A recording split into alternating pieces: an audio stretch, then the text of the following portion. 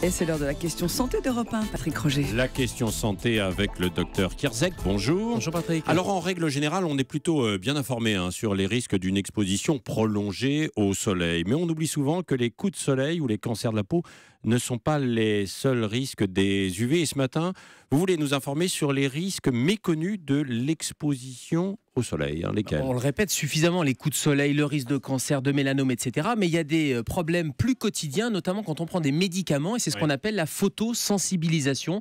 Certains traitements, soit chroniques ou des antibiotiques que vous prenez pour une infection un peu banale cet été qui aura été prescrite par le médecin, eh bien ces médicaments risquent de créer une réaction toxique ou allergique avec les ultraviolets. Et c'est un risque qui est souvent méconnu, avec des gens qui disent « Ah, je n'y avais pas pensé ». Et on se retrouve avec des brûlures, avec des taches qui sont parfois indélébiles sur la peau. C'est toujours marqué quand même les contre-indications sur le papier, si on regarde bien. Il faut lire la notice bien sûr. Deuxièmement, votre médecin et votre pharmacien doivent vous informer. Mais parfois, et je pense à certains médicaments qui sont en automédication, puisque les médicaments qui photosensibilisent, il y a des antibiotiques, c'est sur prescription, mais les anti-inflammatoires parfois sont en vente libre, sur des médicaments antifongiques également. Ce sont des médicaments qui peuvent créer cette réaction de photosensibilisation et on n'y pense pas toujours. Et il faut faire attention aussi aux cicatrices.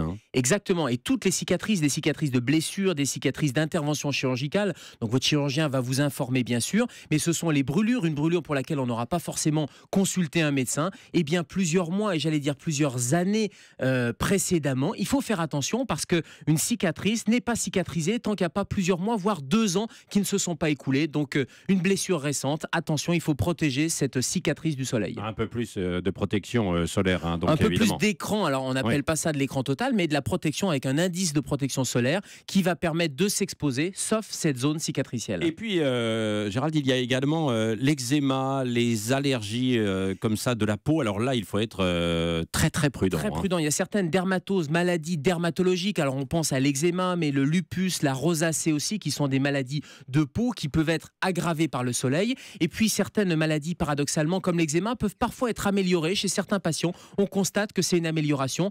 Je vous citais l'acné. Attention à l'acné, souvent il y a une amélioration transitoire. Oui, c'est vrai, pendant la période. Et oui, avec l'exposition aux UV, parce qu'il y a un effet anti-inflammatoire. Et malheureusement, il va y avoir un effet rebond à la rentrée. Donc attention là aussi, il mieux vaut protéger sa peau. Oui, alors la protection, c'est des crèmes solaires, l'écran total notamment. Alors l'écran total qui n'est pas total, on a changé la dénomination. Maintenant, c'est un indice de protection solaire important, supérieur à 30 ou à 50. C'est jamais total. Renouvelez cette application toutes les 2 heures au minimum et peut-être encore plus si vous allez vous baigner. Et puis attention avec certains médicaments qui contre-indiquent, donc il faut vraiment se renseigner et poser la question à son médecin ou son pharmacien. Merci mon cher docteur Kierzek. À demain. À demain Patrick.